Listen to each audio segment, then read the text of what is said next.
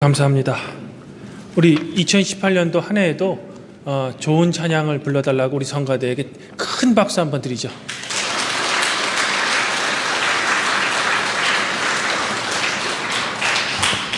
하나님 우리 아버지와 주 예수 그리스도로부터 오는 은혜와 평강이 오늘 신년주일 공동예배에 참석하신 팔복교회 성도님들 위해 함께하기를 바랍니다.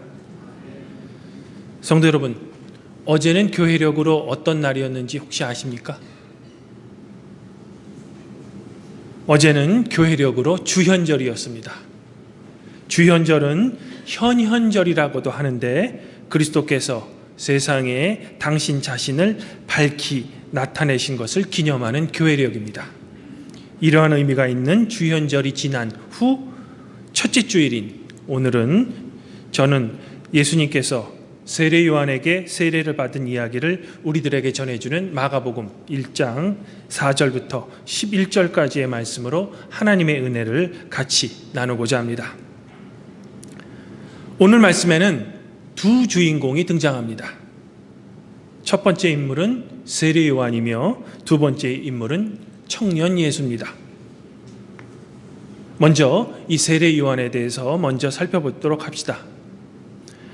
오늘 본문에 소개되는 세례 요한의 모습은 우리들에게는 좀 특별해 보입니다. 6절에 따르면 세례 요한은 광야에서 살았는데 낙타털 옷을 입고 허리에 가죽띠를 띠고 메뚜기와 석청을 먹었다고 합니다.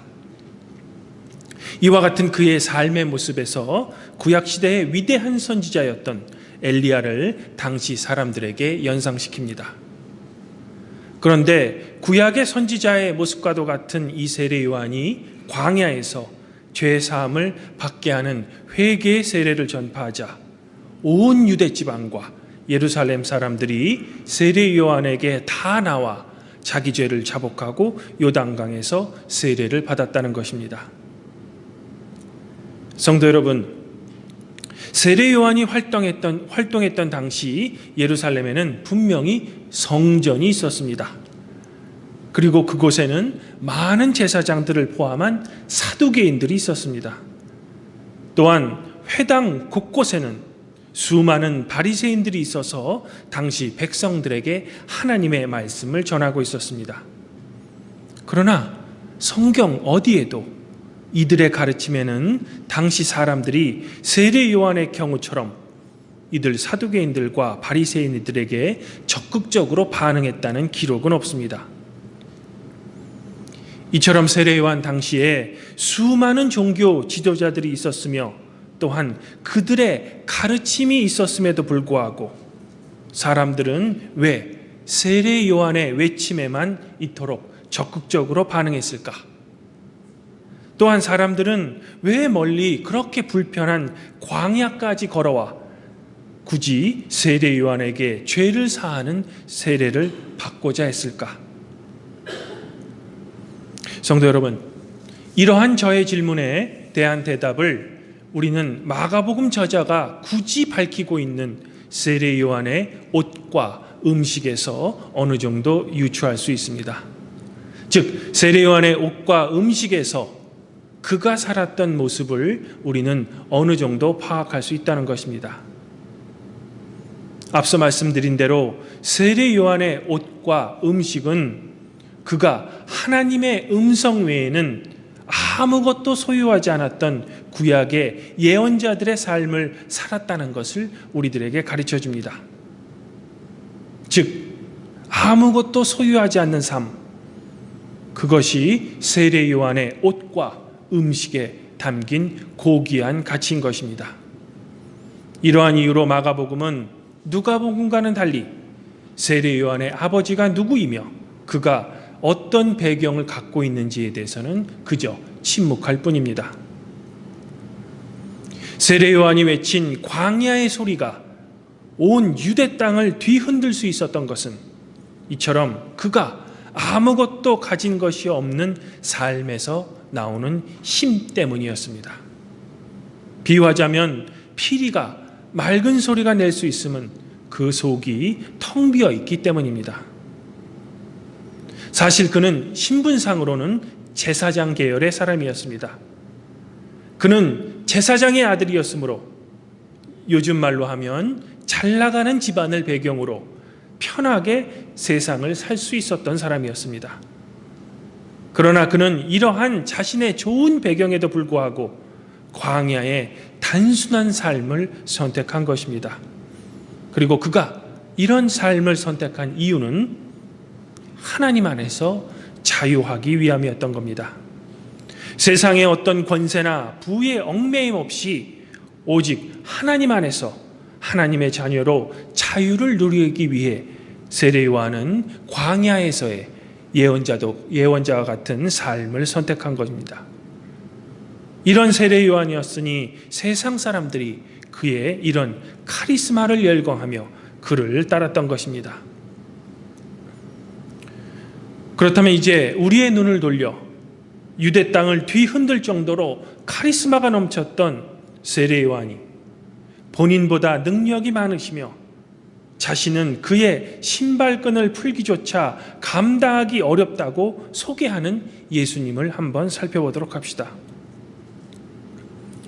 마가복음은 예수님의 출신을 굳이 9절에서 갈릴리 나사렛으로부터 왔다고 밝힙니다.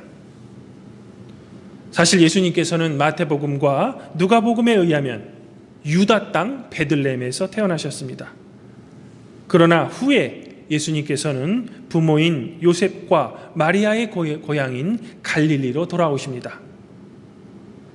한 인물에게 있어서 고향이란 그 사람이 태어난 장소보다는 부모의 고향이며 자기가 어린 시절을 보낸 것이 그 사람의 사회적, 문화적 배경을 형성하기 마련입니다. 그러면 요셉과 마리아의 고향이기도 하면서 예수님께서 어린 시절과 청년 시절을 보내셨을 갈릴리 나사렛이란 동네는 과연 어떤 곳일까? 성도 여러분, 이스라엘은 크게 세 지역으로 나눌 수 있습니다. 맨 아래가 예루살렘이 있는 유다, 그리고 가운데가 사마리아, 그리고 가장 북쪽이 갈릴리입니다. 이처럼 가장 북쪽에 위치한 갈릴리는 예루살렘이 있는 유다만큼 중요한 지역은 아니었지만 이스라엘을 통틀어서 가장 비옥한 땅이었습니다. 또한 바다라고 불릴 만큼 큰 호수였던 갈릴리 호수에서는 물고기가 많이 잡혀서 어업이 성했습니다. 그러나 정작 이런 좋은 환경에도 불구하고 갈릴리에 사는 토착민들은 대부분 가난했습니다. 왜냐하면 갈릴리 땅의 주인들은 이들 토착민이 아닌 예루살렘에 사는 부유한 사람들이었기 때문에 토착민들은 비록 이곳에 살고 있다고 하더라도 지주로부터 땅을 빌려 경작했기 때문입니다. 그러므로 갈릴리 땅이 아무리 비옥하다 한들 그 땅의 소출은 정작 토착민인 그들의 것이 아니었습니다. 소출의 대부분은 주인들의 몫이며 정작 정착민들은 가난했던 것입니다. 갈릴리 사람들을 괴롭히는 것은 이런 가난뿐만이 아니었습니다. 그들은 로마의 지배 또한 받아야 했기 때문에 갈릴리 사람들은 자신들의 삶의 터전인 땅의 지주와 로마로부터 이중적 착취에 고통받으며 자신들의 삶을 매일매일 고통스럽게 이어가야만 했습니다. 더욱이 이 갈릴리 지역은 이스라엘의 북쪽에 위치해서 외세의 침략으로 많은 혼혈아가 생겨 유다 사람들로부터 심한 차별과 천대를 받았던 곳입니다. 이렇듯 가난과 차별 그리고 절망감 등으로 인해 갈릴리 사람들에게는 사회에 대한 저항의식이 늘어만 갔고 소요와 봉기가 갈릴리에서 계속해서 일어났던 것입니다. 그리고 많은 갈릴리 청년들이 이 소요와 봉기 속에서 진압군들에 의해 죽어갔던 것입니다. 사랑하는 성도 여러분, 예수님께서는 이런 사회적 배경이 있는 곳인 갈릴리 나사렛에서 자라신 것입니다. 예수님께서는 공생의 마지막 며칠을 빼면 대부분의 사역을 이스라엘의 정치 문화의 중심지인 유다가 아닌 이곳 갈릴리에서 보내십니다. 그래서인지 예수님께서는 자신의 공생애 동안 그 시대의 종교 사회층들과 어울려 지내지지 않으셨습니다. 예수님께서는 철저히 사회에서 소외되고 지도층에 의해 죄인으로 왕따당한 사람들과 예수님께서는 함께 어울리신 것입니다. 그러나 예수님께서는 사회 저항의식을 갖고 혁명을 일으키시지는 않으셨습니다. 예수님께서는 시종일관 자신의 공생의 전체를 통해 전파한 것은 바로 하나님의 나라에 관한 것이었습니다. 즉 예수님은 가난, 차별 등으로 고통받는 사람들과 사회에 소외된 사람들이 자신들을 지배하고 있는 기존 세력들로부터 부와 권력을 빼앗아 자신들만의 새로운 사회를 만드는 변혁을 이루고자 시도하고자 함이 결코 아니었습니다. 예수님께서 당신 자신의 공생애를 통해 전파한 하나님 나라는 모든 인간이 하나님의 형상대로 만들어진 본래의 모습을 회복하는 하나님의 통치가 이루어지는 나라를 전파하셨던 겁니다. 이러한 하나님 나라는 인간이라는 그 하나만으로 차별 없이 서로를 존중하며 서로의 아픔을 내 아픔으로 이해하려는 긍휼의 마음에 운영되는 나라였던 것입니다.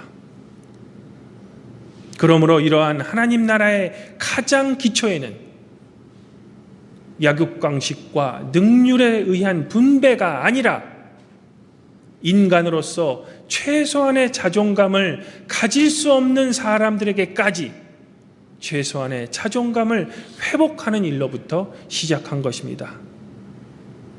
이처럼 인간이긴 하지만 최소한의 자존감조차 가질 수 없는 사람들이 많이 모여 산 곳, 즉 이방의 갈릴리 나사렛을 중심으로 예수님께서는 당신 자신의 사역을 펼치신 것입니다. 이런 이유로 예수님께서 심령이 가난한 자는 복이 있으며 애통하는 자는 복이 있다. 의에 줄이고 목마른 자는 복이 있나니 그들이 배부를 것이다라고 선포했을 때 가난과 차별 등으로 고통을 받았던 갈릴리 사람들은 예수님으로부터 하나님의 위로를 받을 수 있었던 것입니다. 성도 여러분, 사실 당시 종교 사회 지도층이었던 바리새인과 사두개인들이 예수님을 자신들이 그토록 기다렸던 메시아로 받아들이지 못한 것은 어쩌면 당연해 보입니다. 왜냐하면 이들 지배층의 논리에는 이스라엘을 구원할 메시아라면 당연히 예루살렘에 있는 유다 지역에서 나와야지, 이런 변방의 갈릴리 출신에서 메시아가 나온다는 것을 그들의 자존심으로는 도저히 받아들일 수 없기 때문입니다. 그러나 분명히 성경은 유다가 아닌 이방의 갈릴리 나사렛 출신인 예수님께서 세례 요한에게 세례를 받았을 때 하늘로부터 소리가 이렇게 났다고 기록하고 있습니다. 이는 내가 사랑하는 아들이다. 내가 너를 기뻐하노라. 사랑하는 성도 여러분, 우리 성도들은 그리스도인들이라고 불리우는 사람들입니다. 즉 예수 그리스도를 믿고 그분의 삶을 조금이라도 닮아가려고 노력하는 사람들입니다. 그렇다면 우리 성도들은 청년 예수가 갈릴리라는 변방의 지역에서 자신들의 삶의 희망을 잃어버린 채 소외되고 절망 속에 있었던 사람에게 하나님 나라를 전파했듯이 우리 또한 이 세상에 소외되고 최소한의 자존감까지 뺏긴 이웃들을 위해 하나님의 나라를 전파해야 할 것입니다. 또한 우리가 이러한 주님의 일을 할 때 우리들의 사역들이 세상 속에 영향력이 있기 위해서는 세례 요한처럼 우리 자신들의 유익을 버리고 오직 하나님의 일에 집중할 때 우리의 사역도 온 유대 지방을 뒤흔들었던 힘이 나올 것입니다. 왜냐하면 그 일에 하나님께서 함께 해 주시기 때문입니다. 사랑하는 팔복교회 성도 여러분, 보통 새해가 되면 사람들은 새로운 계획을 세웁니다. 그리고 이 계획을 이루기 위해 결심을 합니다. 그러면서 이러한 계획들이 잘 이루어지기를 우리들은 소망합니다. 그렇다면 이 2018년 신년주일에 우리 팔복교회 성도들은 어떤 결심을 해야 할까? 가장 낮은 자리에 임하신 예수님을 본받아 나를 비우고 예수님께서 하신 것처럼 갈릴리 나사렛에 살았던 사회에 소외되고 외면된 사람들에게 하나님의 사랑을 나누어 줘야 되지 않을까? 이제 우리의 시선과 관심을 내 가족, 그리고 우리의 교회의 울타리를 벗어나 이 지역사회와 세상에 우리의 도움이 필요한 사람들에게 돌리시기를 소망합니다.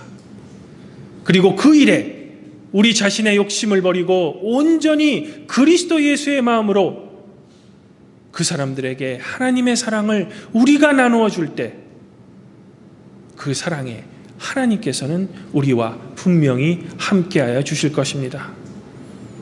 또한 이처럼 우리가 진정으로 이와 같은 사람들에게 하나님으로 받은 놀라운 은혜를 그들에게 나누어 준다면 하나님께서는 그런 성도님들께 이렇게 답변해 주실 것입니다. 너는 내가 사랑하는 자녀이다. 내가 너를 기뻐하노라. 아무쪼록 2018년도에는 주님이 기뻐하시는 일, 즉 이웃사랑에 적극적으로 동참하시기를 권면드립니다. 그러면 주님께서 당신을 따르는 성도 여러분들에게 주님으로부터 오는 평화의 복을 내려 주실 것입니다. 그리하면 모든 지각에 뛰어나신 하나님의 평강이 그리스도 예수 안에서 성도 여러분들의 마음과 생각을 지켜 주실 것입니다.